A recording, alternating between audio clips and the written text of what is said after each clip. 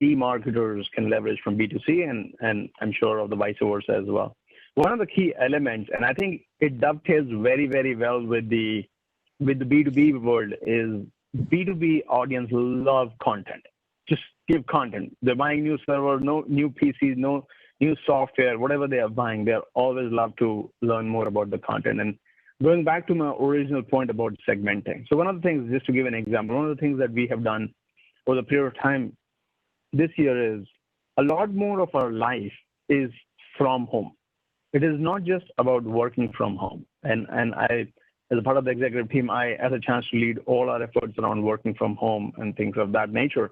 And what we have realized is life is happening beyond work, but it is all happening from home. So for example, for parents, it's also homeschooling, schooling from home. It is also for singles, like even dating from home. It's also for us and elders, it's also telehealth, like medical from home.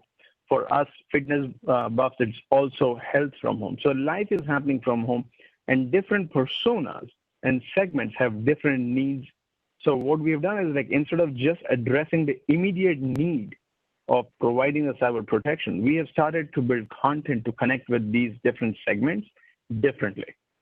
What we tell to the parents, so we have built content around what are the different resources available for homeschooling. Having other parents share their experience that they have witnessed as they were homeschooling their kids.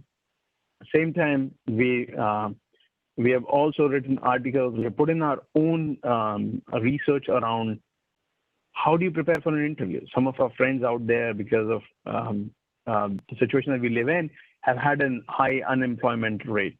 So when we look at that, how do we help people who have been impacted by this to prepare for an interview, to prepare for a job, what camera they should look, what setup they should have, how should they prepare? It's all new. People are onboarding. So we have put in our resources to connect at that level. I think it is unique. I also feel that this is something that our consumers are loving it. You have some of the best in class names put out there. Like Netflix doesn't show the same to me versus you. I'm more of a documentary buff, so they show me all the documentary which are relevant to me. And I'm sure when my wife has a different profile, they show her a different series that she watches. And I think that connect to the consumer or the customer and building content around it and amplifying it to make sure that you're delivering it to the customer is something that I believe B2B will resonate fantastic, because that's exactly what that particular audience is looking for. Tell me about me. Tell me about my industry. I'm in healthcare industry. We have a different requirement. We have HIPAA regulations and things of that nature. So talk their language. Be authentic. Make them feel that you understand the challenges that they are going through, and you're talking their language, and then present the solution. You might be selling the same software in one industry versus the other industry, or the same hardware, or whatever your services are, but you want to start developing that relevant stories and relevant content that will jive to the audience that you're dealing with. And don't forget, end of the day, whoever is the decision maker, there is a human behind. So keep those elements also into your decision making and content strategy. Yeah. I mean, all the stuff you're saying there around, thinking carefully about segments and, talking about homeschooling and understanding everyone's context. And I think that, the thing that we've seen over the past few months is that everyone's context is wildly different and people are juggling different things. And if you don't take the time to at least try and understand that and be sensitive to it, then you're missing a trick, I think and I think marketers understand this. I was reading a study the other day that said that 98% of marketers believe that personalization is the key to helping advance these customer relationships that we're talking about. But also in the same breath, so many of them, I can't remember the number, but so many of them were saying that they can't currently offer those personalized experiences. I mean, my feeling is that marketers want to be really good at this stuff, but there's a gap between their ambitions and what they're realistically able to achieve. Is that accurate in your view? It is, and it has always been, like, having spent so many years in marketing, that has been true always, because by default, marketers are more aspirational, future looking, so they want more, because guess what? If you want to be personalized, you want to make sure you build that one-to-one relationship, the more you want technology to enable. It comes to a point where either technology has not caught up with what the need for the marketers are, which is being able to track the customers and engage and recognize who the customer where is. But there are other elements around privacy and protection, and which is something we also have to play, especially more so now than ever before, because browsers are coming up with their own policy restrictions in terms of how you can track the customers. Your cell phones are coming up with those restrictions. I'm sure there are platforms like we have social networks and search engines. They have their own environment that they operate on. So user privacy is very critical and important. And I always say it is not up for bargain or negotiation. So those are also, and there are regulatory requirements around CCPA, some of the other states looking into it, GDPR, and more rules and laws are being written. So keeping that in parlance, I think it is the new normal that we all have to start accepting as advertisers, and then go back to the core principles, like how can you be, I'm using your word, Nick, contextually relevant, because there is a lot of value you can derive from the contextual relevancy as well. For example, if somebody is reading more information about homeschooling, you don't need to really track this customers, what they have done in the past. You know that they are reading something about homeschooling. If there is an article which is related to a parent, you can actually show that as a relevant story. You don't need to really be dogmatic that you do have to have that pixel or cookie firing for you. You can leverage a lot of it contextually as well. Without getting into the too much detail, but I believe some of the platforms leverage contextually relevant signals as well. And there is a lot you can drive from contextually relevant signals. Yeah, that's right. Particularly when you get into the level of kind of behavioral insights. So, how people are actually consuming your content, where are they spending their time, etc. A lot of this, to my mind, it drives towards really, as we've said, understanding of the individual and their context. And just to develop that thought for a minute there, one of the things that we talk about a lot at Turtl is psychology, and we're big believers that to be really successful with marketing, you need to understand how human beings think and make decisions, and the different drivers that we have. And particularly, we're talking there about, you discussed creating a new McAfee website, for example, thinking about how that's not just the information that's going to be on it, but how that's going to be assessed by someone coming to it, how they're going to navigate, all this kind of stuff, which leads into how we fundamentally, are influenced by the stimulus that's put in front of us. And we're big believers, as I say, that understanding that psychology and what makes us tick is really important. Is that something that you would subscribe to as well? Do you think that psychology is an important element of getting marketing right? 100%. I believe this is extremely powerful. And I use a different word. I always say you should always look for human truths, which is backed into psychology here, Nick. And this has been the mantra that I've done. Even when I'm looking for people to come as join me as my leadership team, or even broadly, I'm always looking for members who are curious about the human truth. What's driving decision? What's driving human behavior? What's driving people behavior? And if you can influence with the exchange of value, human behavior, I think it is very powerful. Marketing over the period of time, and in general technology, has evolved more towards experimentation. So you're always hypothesis-led. You develop a hypothesis about why consumer or your customer is behaving a certain way, or what you would do would lead to a certain type of a behavior, which requires you to really go deep down and to understand what's the psyche, what are the frame of mind, what is the human truth behind that will govern that behavior. Take that as a hypothesis and we test it. And what technology has enabled is that you can actually test these hypotheses at scale with multiple different hypotheses. That's the experimentation framework.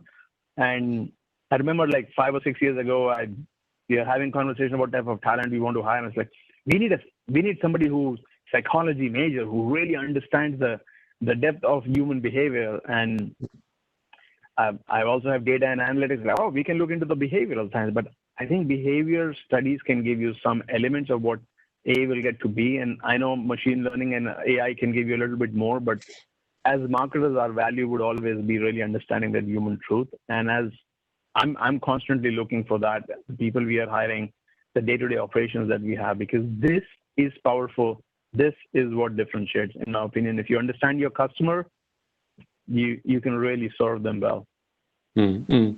And so much of that comes into kind of the trust that we were talking about back at the start, and those human truths really are at the core of that trust. Just flicking back for a minute to the B2C, B2B discussion, just to get your quick thought on this. often we speak to people who, they accept that B2C, the psychology is very relevant, and there are all sorts of psychological factors at play. But some people tend to believe that B2B is like, you put on your suit or whatever. I mean, less people do that now than before, but you go to work and suddenly you change and you're not really influenced by these kind of factors in quite the same way. What's been your experience of that? I mean, I think I can guess, where you're going to come from on this, but would you say that, the same psychological factors are at play, B2B, B2C, it's all the same because we're all human beings, or is it slightly different? It is. In my opinion, end of the day, decision maker is also a human being who is making a decision. What B2B decision makers are looking for, whether you're talking to a CIO, CTO, CPO, whoever you're dealing with, is end of the day looking for that trust factor, and trust comes from within. So try to ask the same question. What would lead, like if you're going for a client A in your account-based marketing, what are the decision criteria? What are the trust factors that will influence a decision? How will you inculcate a trust in a type of accounts? If you crack that code, then rest is marketing, coming up with the messaging framework, go-to-market, et cetera, which are very similar.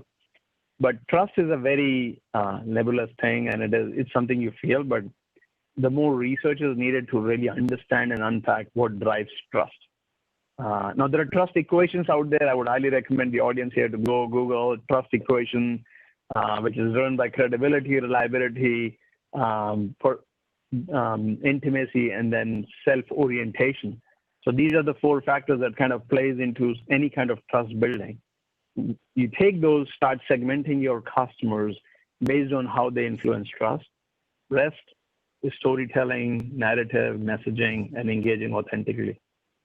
Yeah, absolutely. And one of the key things, that part of that trust, and I think you mentioned it there under intimacy. I think there were 4 headings. I think this would fall under intimacy, is being able to demonstrate that someone's understood and is being treated as an individual. I think none of us like to be treated like we're just a homogenous mass. We all like to be Sachin or Nick or whoever it may be, treated as the individual. And that's really where those segments and that understanding comes in. And this is where, at least to my mind, personalization is so powerful. And there's a psychological principle, which I think we discussed, called the cocktail party effect. And what that is that, if you're at a party, hopefully a socially distanced party in 2020, but nonetheless, and you're in a conversation and you hear your name in a different part of the room, people have actually studied this, and your brain actually kind of is magnetized towards that other conversation, and you actually are trying to listen to 2 conversations at once. I certainly have experienced this, and I'm bad enough at listening to 1 conversation, so 2 I'm really struggling. But it's that kind of thing, understanding that, and not just talking to a homogenous mass, but talking to Sachin, and making it clearly relevant for you. And if then once you go past that kind of superficial level of demonstrating it's for the individual, actually then speaking to their specific needs, be that homeschooling context or whatever, that's where you can use personalization really in 2 ways. Number 1, to get someone's attention, and to show actually this has been designed just for you, it's bespoke, and then also to develop the relationship afterwards, because by personalizing the content and making it contextually relevant and so on. So personalization can be tremendously powerful. Have you been able to leverage any of that at McAfee, and what results have you seen? Yes, so not the personalization at the name level, because I think we get into the PII word. So keeping those aside, but yes, personalization works like a charm for us, and it's a journey, because as you learn more, as you test more, you get better returns, and you start personalizing more. We generally do one-to-many kind of a personalization.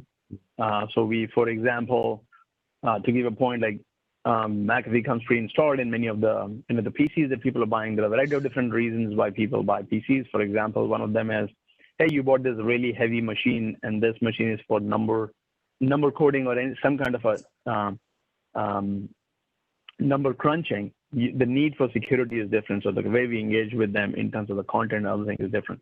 For a gamer is different. Like gamers want to get the last possible juice out of the processor or CPU out there. And I think the conversation we're trying to have with them is very different versus somebody who's a casual web surfer, and you want to make sure everything that they are doing on the web is protected. So our overall evolution has moved away from purely device centricity towards more life and personal security in totality.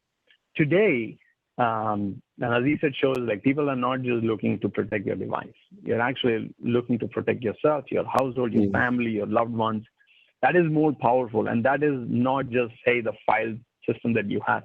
It is also the trust, the privacy, the identity, and things of that nature. So we approach it from that life stages and jobs to be done, and then personalize based on that to our customers. And we have seen significant results. We have done gazillion A/B tests based on this, and we have seen both human behavioral difference as well as the level of engagement that we are looking from these customers. It's a journey. I won't say we have cracked the code fully, and that's what the fun part of it is, because the next 2 years, the cybersecurity attacks would be very different. Would be the last decade. So it's always a game of really evolving yourself, and personalization has really worked very well for us in general. Yeah. You said a couple of particularly interesting things in there, just around, understanding, again, I know we're using this word a lot, but understanding the context that these customers are in. So, understanding that they want to protect themselves in a broader sense. It's not just about protecting their computer, it's about protecting that broader, personal, life that they have. And then speaking, as you say, in very segmented, very personalized ways into those people, it's great. Like, it's exactly the kind of stuff that, we're sort of very much like pushing for. So it's great to hear that you're doing that at McAfee. And just to add to what you said earlier, just to add a little bit more, and it is very, very relevant for the B2B world as well. Yeah. In B2B, there is not always one decision. There are multiple stakeholders that are involved, and they're solving for different things. For example, if somebody is selling us, we are engaging with the technology partners. They're coming and telling us, hey, this is the product that can help you really get the best out of your marketing dollars. If you're talking to me, I would be more interested to hear when someone sends me an email which talks about get 2x your leads, 2x on your return on investment, and that immediately catches my attention. Deliver your, get 20% lift in your personalization. Very different messaging as a business owner decision maker versus someone reaching out to people in our IT teams, like most secured email marketing platform. It's a very different messaging altogether, because the criteria that they are solving for are different. So put a person behind and what their psychology is, and then try to contextualize. I would still advise just try to move away from a very one-to-one personalization, because it is not possible, and you'll get into the privacy restrictions, but have that contextually relevant to your personas and talk differently. One account has multiple decision makers, and you might want to engage with them at a different level of content or outreach that you want to think of. They're not all same. And I think that's an important distinction that must be kept in mind, in my opinion. Absolutely. So, we've talked a lot about, the ways to do this and the motivation behind it. But as we said at the start, most people, most marketers, I think it was 98%, so basically all marketers agree that this is important, but then so many of them struggle to do it. And, there's a really helpful model. I think McKinsey have this model for personalization, which is the 4 Ds that they talk about, which is data, which is, as you're saying, you need to understand who you're talking to, what they're interested in, etc. Then you need decisioning is the second D. And this is where you take that information and then work out, okay, so what do we send to whom and when, and how does that work? Third one is then design, which is you need to actually be able to execute kind of at scale and dynamically different content or different assets that need to go based on the decisioning. And then you need distribution, the final D, the ability to send it to them. And one of the things that we discussed when we spoke earlier, Sachin, was about the data, and really that unless your data is in order, you're not going to be able to leverage it through the decisioning and through the design and the distribution in order to give the customer what they need. So in your experience, and you've kind of touched on some of these things already, but that data piece, what tends to be in that realm, what tends to be the biggest data headaches for marketers? Yeah, it's amazing. The D's very well lined up. In the consumer world, the 4 key core tenet of any level of personalization, at least from my standpoint, has been the content creative, media, which is the channel and distribution in yours, and D was the design. The content creative was the design. And then the third one is data. Data is common. And the last one is audience, which I think is a decision-making. And so they align very, very well. We're talking different Ds, but we're talking almost the same thing. We're just using different words. Personalization is hard. It's not easy to do. It requires all these right tandem of 4 elements to work and play together. So I think probably that could be one of the reasons which is limiting us, limiting advertisers to marketers to follow this. To your specific question on data, I think that's a heavy lifting that any kind of personalization effort requires. First and foremost, you want to be able to get your customer touchpoint information at one place. Create a unified customer ID that you can track. So for example, when Sachin is engaging with a particular piece of software, Sachin has downloaded a piece of software and it's a content, then Sachin has also come to the website. Sachin has received to an email. Sachin has had a conversation with the sales guy. If you start creating these customer graphs, that is one of the most important elements to be able to start doing the personalization, because when you review this at an aggregate basis, you can build models around and content around and insights around many Sachins who come into that particular segment. So technologies like CDP, customer data platforms, have evolved to kind of solve for some elements to this, but it does require a thoughtful architectural conversation with your engineering team, with your operations team, where you put the pixel, how you're going to track it, and then marketing team to start thinking of what kind of campaigns you want to generate on. So I would say you would have to do bottoms up, start from the data in terms of collect all the data and bring it at the same place where it is easily accessible and connected to the activation platforms through the marketing technology. But you also need top down or starting from outside in. So you have an inside out, which is data, and outside in perspective, it starts with the customers. Like, what type of personalization do you want to drive? And then look for the data, because you may not want to boil the ocean to get go, but at least if you do outside in, you can start with some level of personalization and start connecting system. But one of the most important fundamental element is break the silos of your data. Data needs to be at the same place for it to be democratized and leveraged and amplified through the marketing technology. The more fragmented solution you look, the more integration points you have to look, and that's where you lose the data. The match rates between different systems are usually low.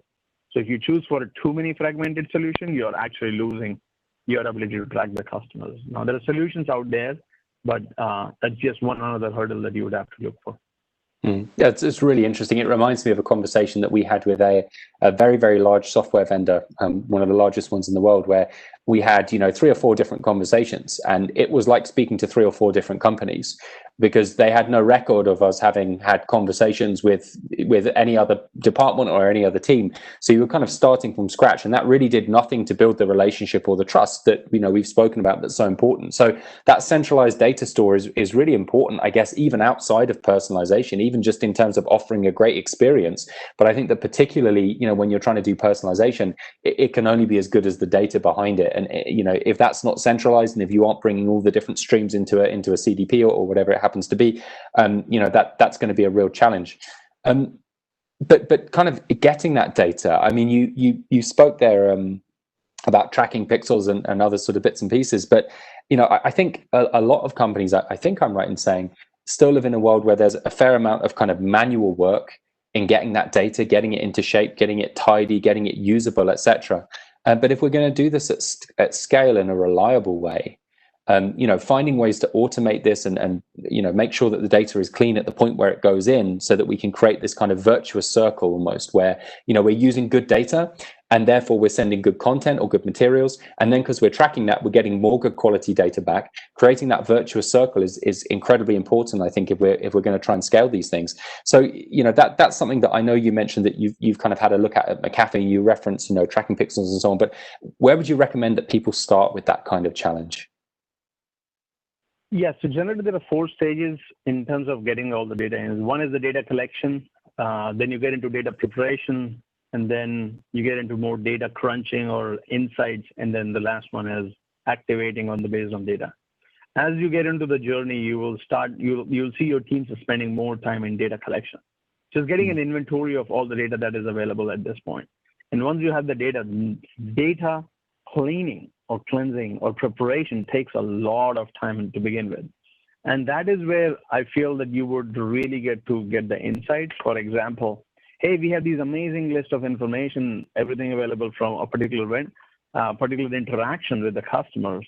But guess what? We never stored email address in this.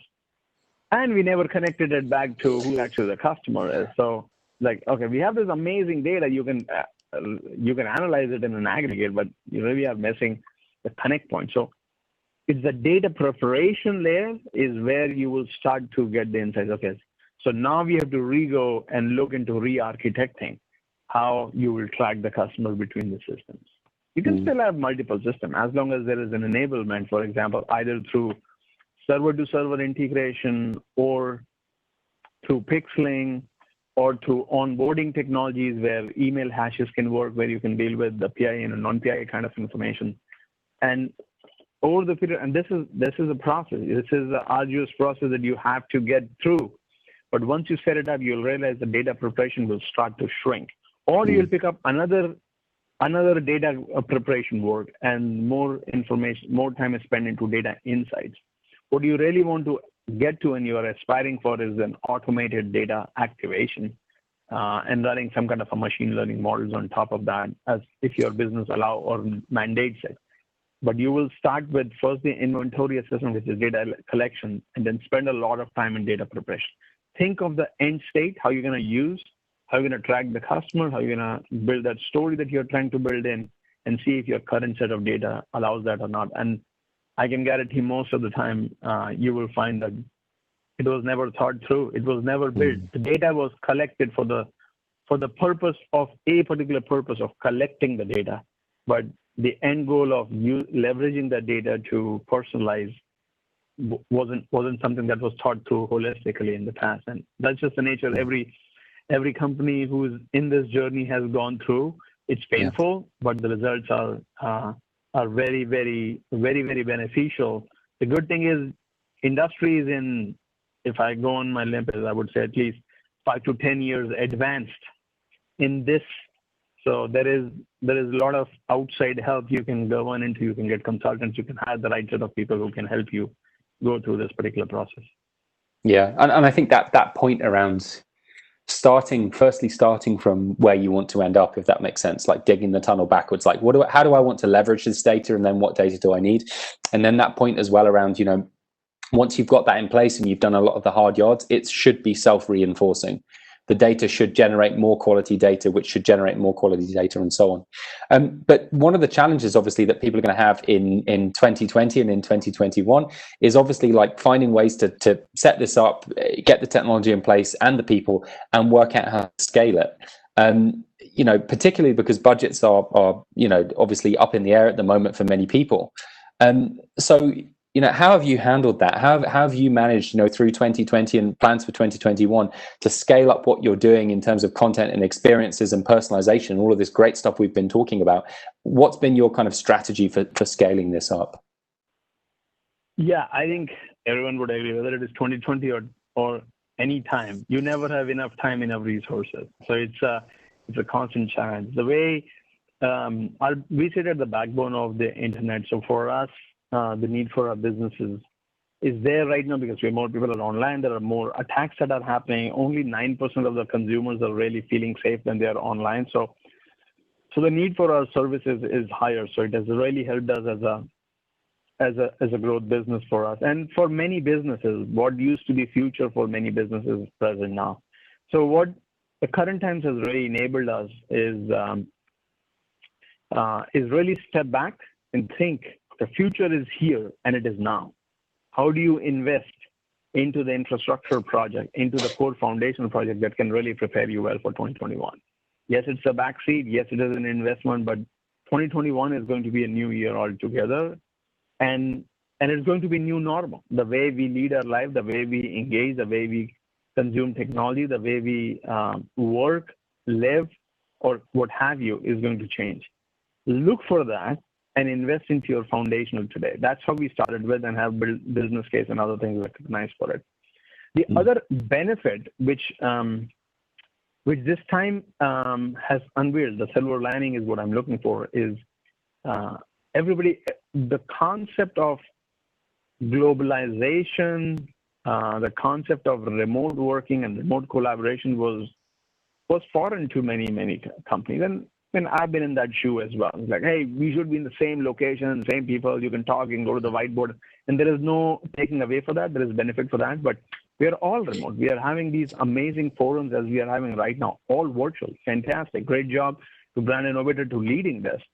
But what we have learned from this is we can work remotely. So what that means is an opportunity to explore other capabilities or resources which are either more effective, more cost efficient elsewhere that you can leverage. So if you have a business in New York, like, there are talent and capability available on the other side of the coast and other places, for example, in Florida, Texas, etc.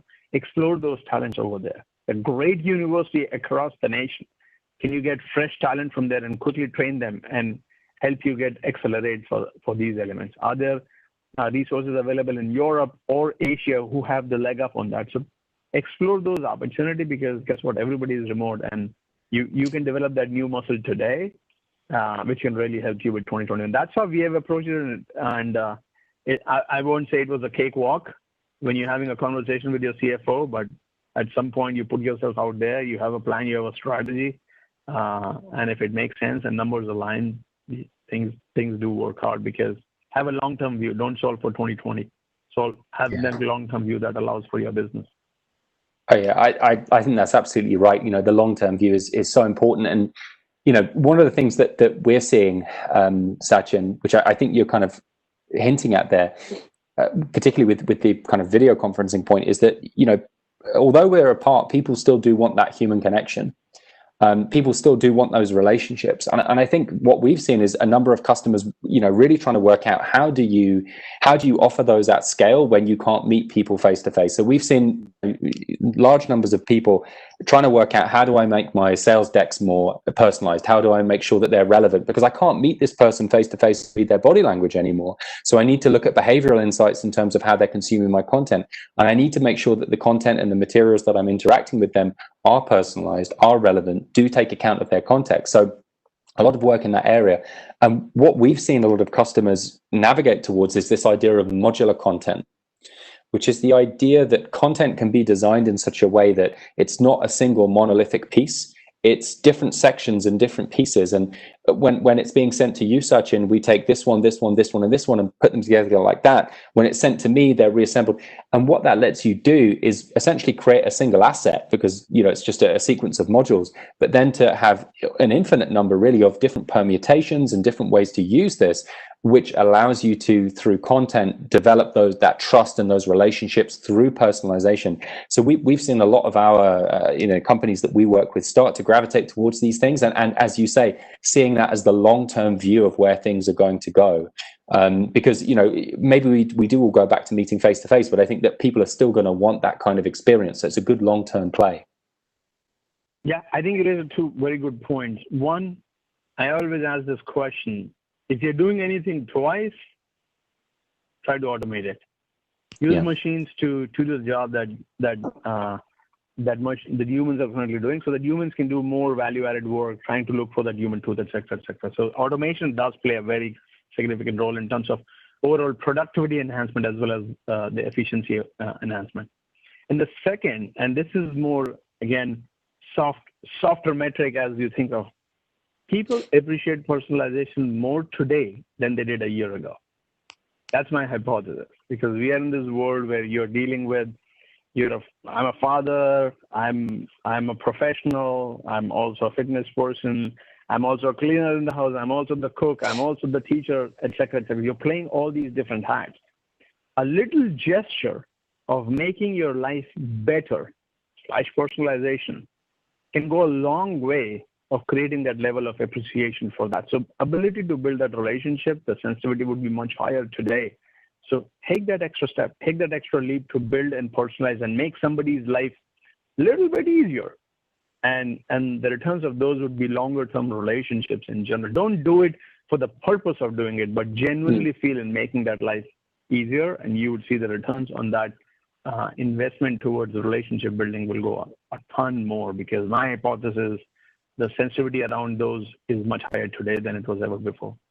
Yeah, absolutely. I mean, the thing that I always think, Sachin, around that is, we're all sitting at home, and a piece of content or a communication that doesn't hit the mark feels like an invasion, right? Whereas if you're able to kind of reach through the screen and demonstrate, I understand you, and I can help you, and I'm going to demonstrate that. That's quite amazing when you're kind of sitting in your home and a business is able to make that connection with you. And I think going right back to what we said right at the start, that's the thing that, the Amazons, the Netflixes, etc., have worked out that is so powerful to us, because they also connect with us while we're in our homes.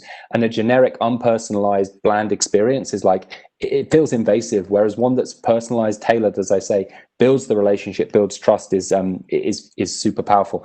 I'm very conscious of time. I think we've probably got a minute or so before we can go to questions, but just to kind of pick your brains on this final kind of point, who do you think is doing this particularly well at the moment? Are there any sort of companies that you think are doing this particularly well? Obviously McAfee, but any others that you'd share as being ones for people to look at for inspiration?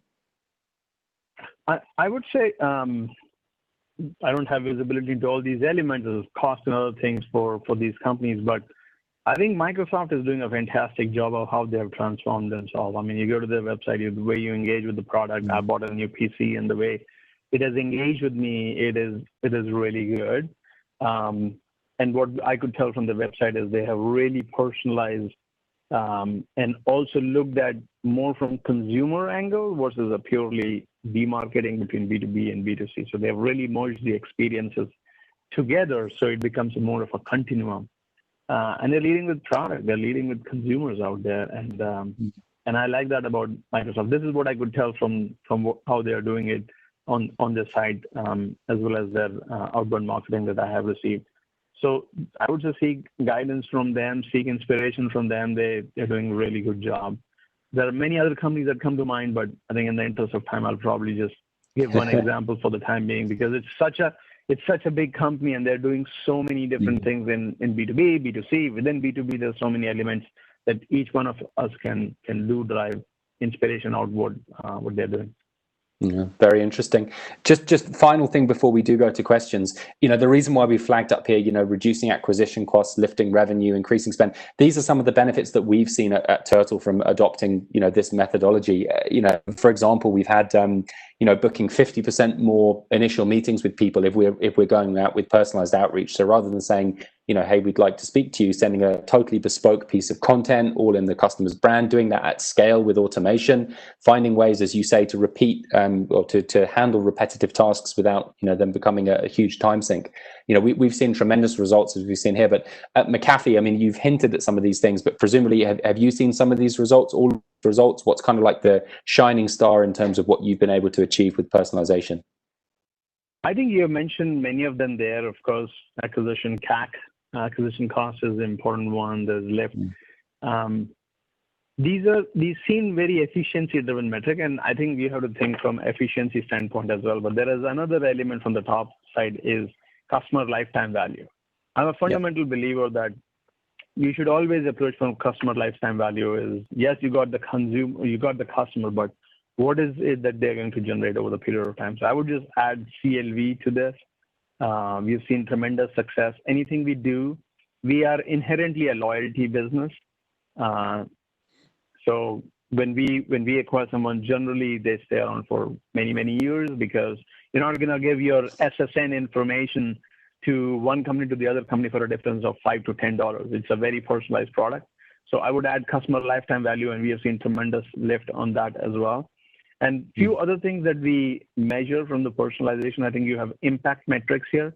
A few other things that we measure are outcome metric, and we define outcome as consumer behavior.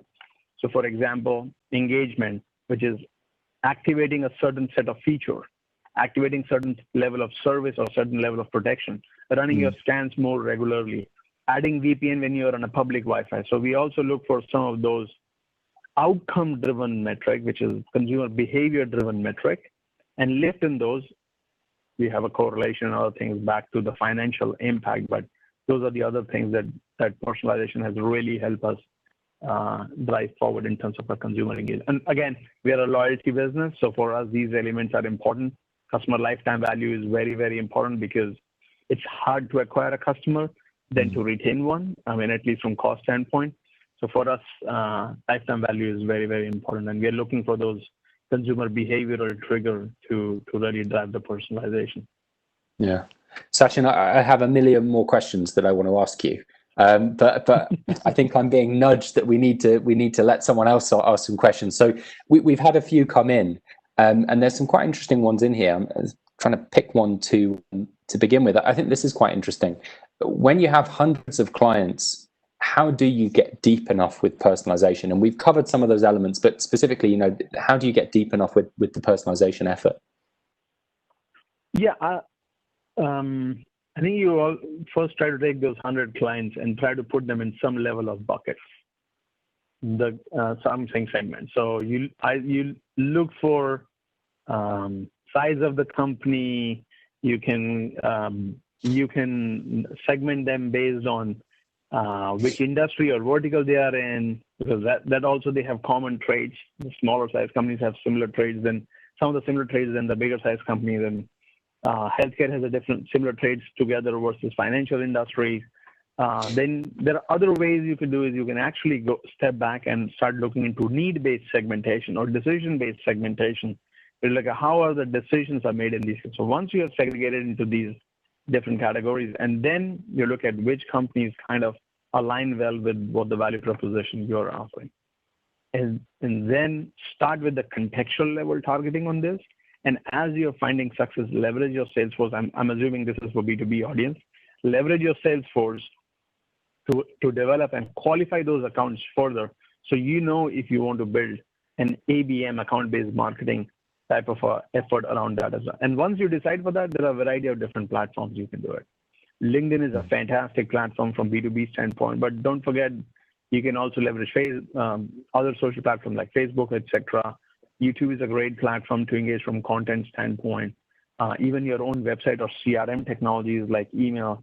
So you could get to it, you would have to make it, but what it really comes down, start with segmentation and start channeling it down in terms of prioritization, leverage your sales force so that you know where you really want to go after, and then start working towards your marketing message. So it does come down to some level of prioritization.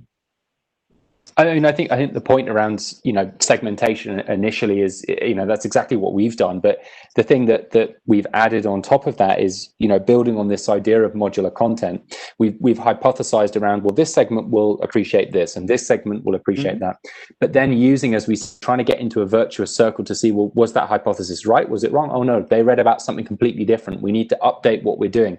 And what we found is that when you get that all singing, and when you get the data flowing and you get the content being created, as we said, with the 4Ds or however you were describing it, you end up very quickly in a kind of a virtuous circle place where you're reinforcing and you're honing things down rather than just continually guessing. It's basically like one big science experiment, with hypotheses and outcomes and then some conclusions. It is true, and I'll just add to that to another example. Like, for example, if you're reaching out to medical industry, and if you just send an email which just says, is your CRM solution HIPAA compliant? I bet you people will open the email and they would want to read a little bit more about that. It's one-to-many personalization. Yeah, absolutely. And if it doesn't, you can try something else and you kind of go from there. I think we've probably got time for at least one more question. This is a really interesting one. What do you see as the biggest future challenge to retail and e-commerce? And equally, what's the biggest opportunity? The biggest challenge we have kind of already talked about is as the role of privacy and other things evolve, I think marketers have to start thinking about this is going to be a world where being able to one-to-one target is going to be challenging. Also, to be able to measure the impact of your marketing investment is going to be a little bit challenging, because you will not be able to get the measurement at the final deliverable that you have, because you can measure it at the impression level. So as more and more world becomes less trackable, more privacy compliant, we will have lesser measurement as well as ability to target. So it kind of pushes the retail as well as e-commerce marketers to think about how that is. The biggest opportunity, in my opinion, is an omni-channel experience. Today, I still believe that e-commerce and retail operate in their own cycles because they might be organizationally separated and have different VPs going after a different side of the business. Try to connect your experience. Somebody's in store and somebody's online. Try to connect that experience. Let them complement each other. Use virtual reality and augmented realities to connect digital experience with the physical experience. This omni-channel experience is a huge opportunity, and I still feel only fewer and fewer advertisers and marketers are really taking advantage of that. Big opportunities in the e-commerce and retail space, in my opinion. Yeah, I'd agree. Absolutely. Esther, I can see you're back. Are we out of time? Hi, I am back. That was so great, guys. I took so many notes about how we can take this kind of spirit and thoughts into my business, but also the point that you made, Nick, I wrote down, because these were the words I think about. I'm someone who takes in a lot of content, and this thought that content that doesn't hit the mark is an invasion, which is like so much how I